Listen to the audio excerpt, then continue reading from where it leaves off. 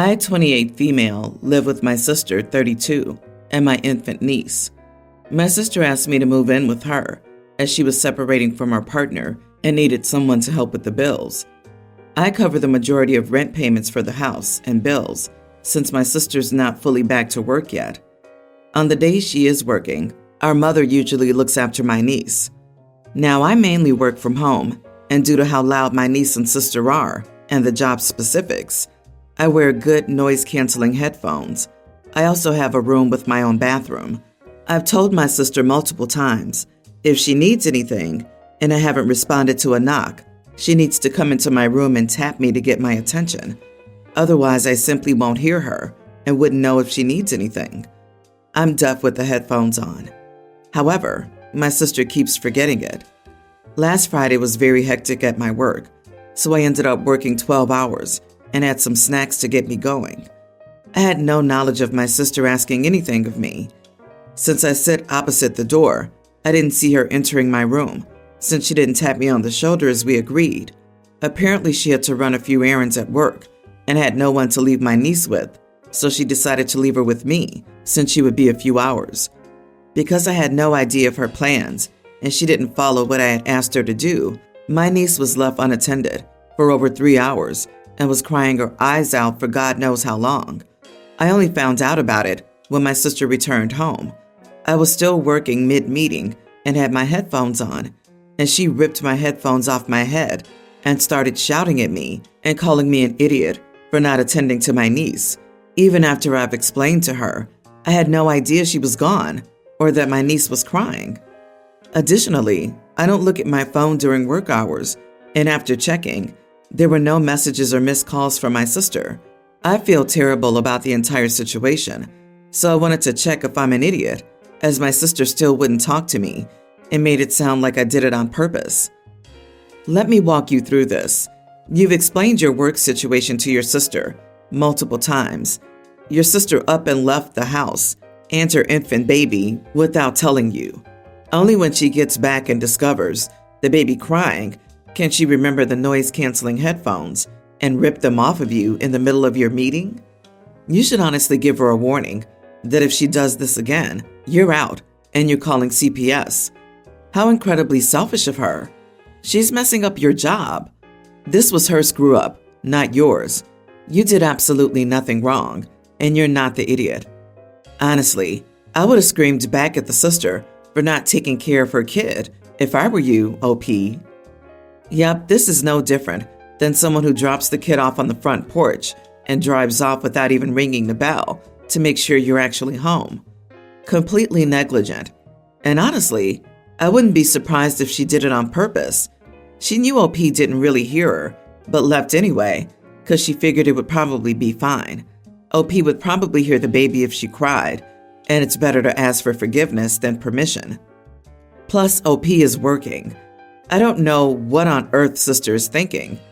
I'm sure any boss would be really angry if their employee who's supposed to be working is actually babysitting an infant for 3 hours during their workday. Ridiculous. She's not respecting OP's job. OP, you're working.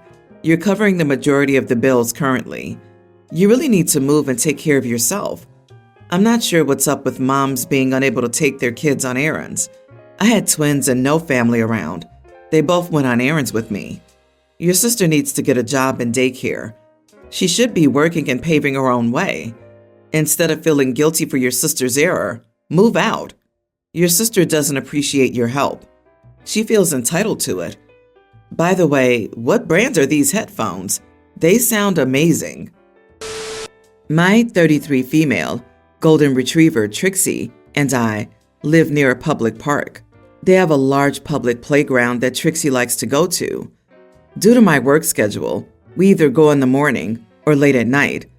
Typically, there aren't a lot of kids at those times of day. I'd avoid hours with many kids because I don't want them coming to Trixie. I'm responsible. Whenever Trixie poops, I pick it up, and she's always on verbal recall, no leash. She would never hurt anyone. Today it was Trixie and I and one other family. Trixie was running at the playground. She likes sand the most. But today, a mom asked me to not have Trixie at the playground. She explained that this was a place for kids, not for dogs. I explained that there was no signage saying no dogs, and I had looked up our municipality code. There's nothing saying that dogs are not allowed on playgrounds. I tell her that my dog is allowed to have fun, too. I was a touch defensive, but I don't like anyone criticizing Trixie and me. I allowed Trixie to continue playing, as we had only been there about 5 minutes. Well, the mom gets angry and calls me an idiot and selfish. She says playgrounds are for kids. I tell her to drop it or go home. When it was clear I wasn't leaving, she gathered up her kids and left. Am I the idiot? You are the idiot. I love my dog like a child, but playgrounds with equipment are for children, and dog parks are for dogs. It's one thing if you're there when there aren't children, but when a family's trying to play, you don't know if the kids are terrified of dogs or allergic. They should be allowed to play without a snarky dog mom thinking her dog can use children's play equipment. I explained that there's no signage, no dogs. Yeah, like, I'm heading to the play park later with my angry lion. There's no sign, so I'm good, right? OP, there's no signage against other animals either, but that's because it's well understood that animals have no place on the playground. I had a friend who had a cougar cub roaming free in their house. We avoided the plants on the stairs because that's where he hid. They got rid of him when he got bigger, but he was the talk of the school. A defensive dog owner? My stars! Who knew such a thing existed? And verbal recall does not constitute an actual restraint. Every dog is on a verbal recall until they aren't. LOL. Playgrounds are for human children. The places dogs can go and play are called dog parks. And you have your dog off its leash at a children's playground? If your dog even gets close to looking like it might attack a child, you're going to either have a lawsuit or a dead dog, or perhaps both. You don't know how they'll react, even with the friendliest dogs. My 30 male, brother 40, has 4 kids. His oldest son is Sam, teen male. Sam's from my brother's first marriage. When Sam was 6, his mom was diagnosed with terminal cancer and died a year later. My brother met his second wife when Sam was 8 and married her when Sam was 9. They now have 3 children, a kindergartner, a toddler, and a younger toddler. Sam has always called his younger siblings his half-siblings, which has always bothered my brother and sister-in-law. They've corrected him repeatedly, taking him to individual and family therapy, and continued therapy for almost 6 years. It started while sister-in-law was pregnant, and Sam said the baby was a half-sibling, not just a sibling. They've changed therapists every few months when they don't like the progress being made. While doing all this, they continue to correct Sam every time, and my brother has told Sam's friends that Sam is wrong and he has siblings, not half-siblings. For the last year, my brother's had our parents and sisters correcting Sam whenever they hear him say half-siblings or half-sister, half-brother.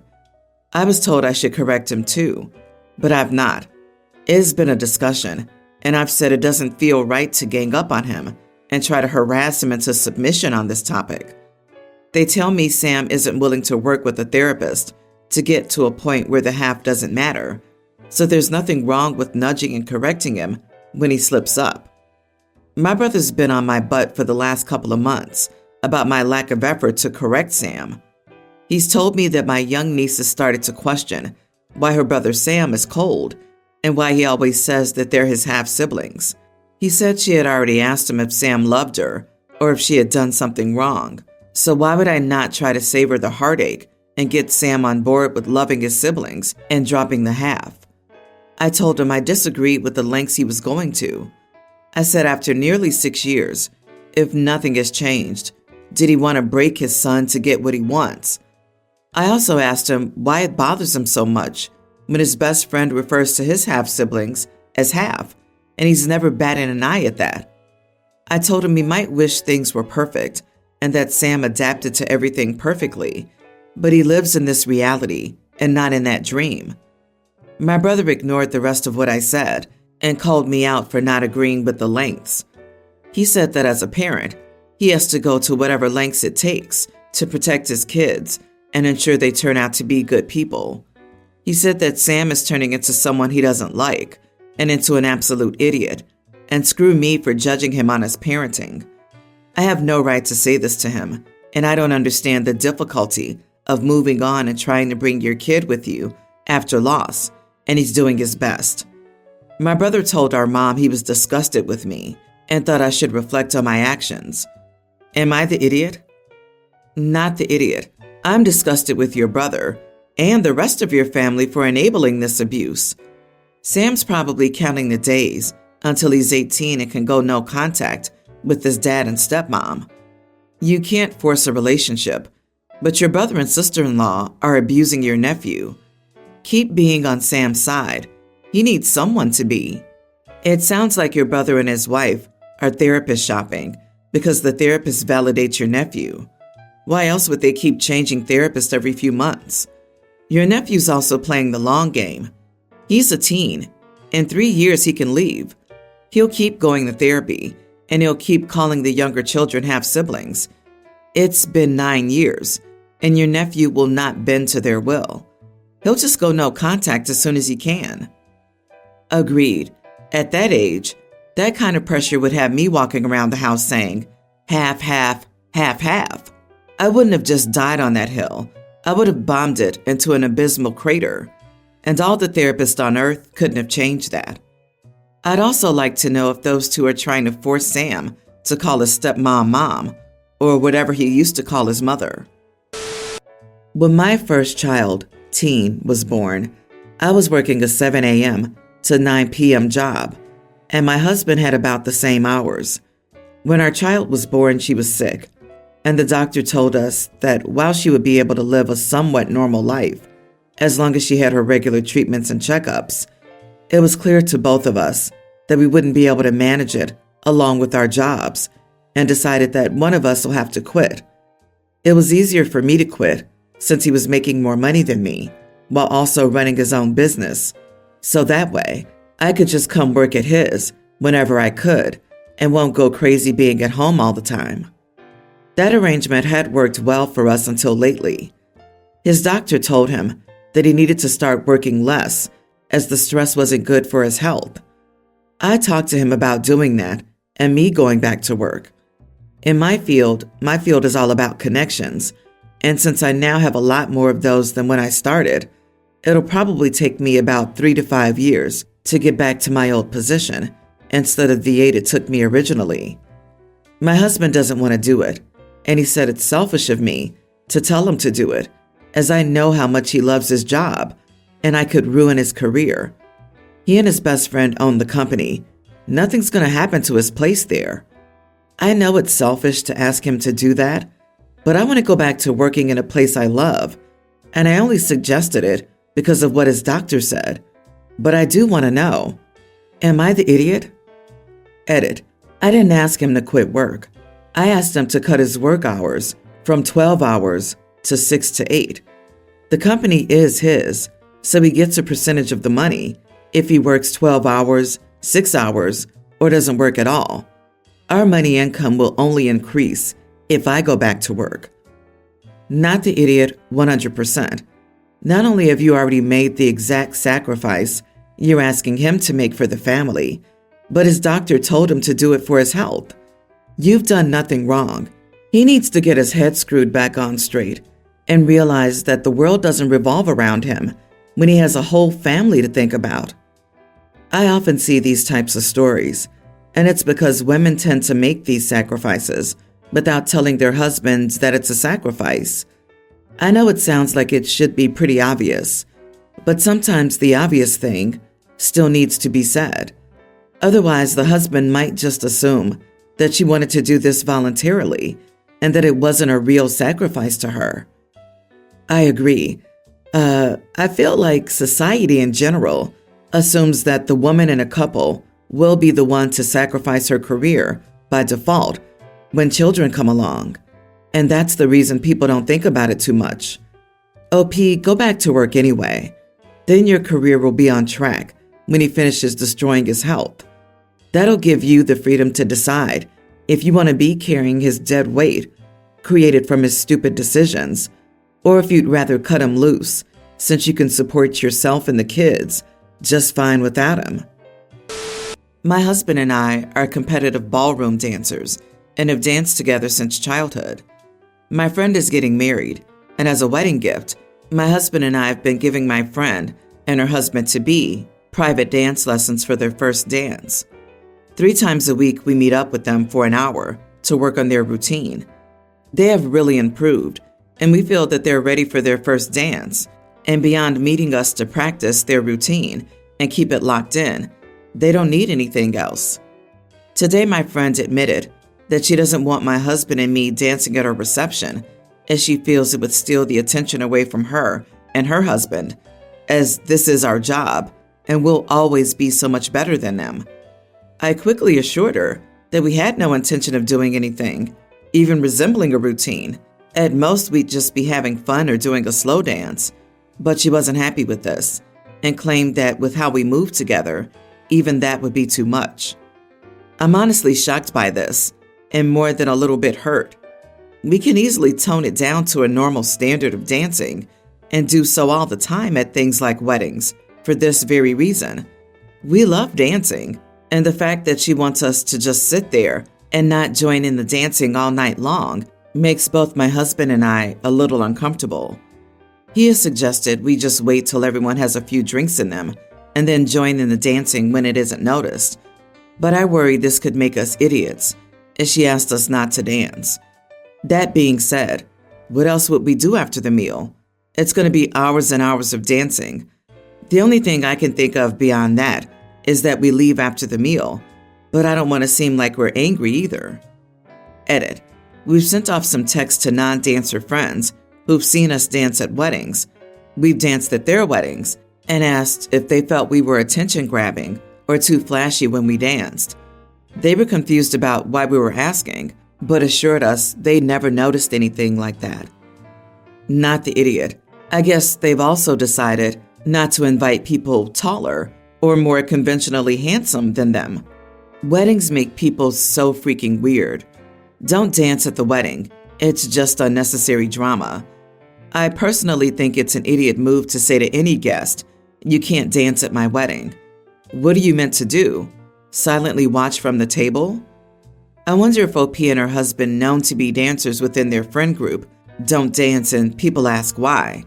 Are they honest and say, "Bride told us not to," or do they lie and say they aren't feeling it that night, or something along those lines?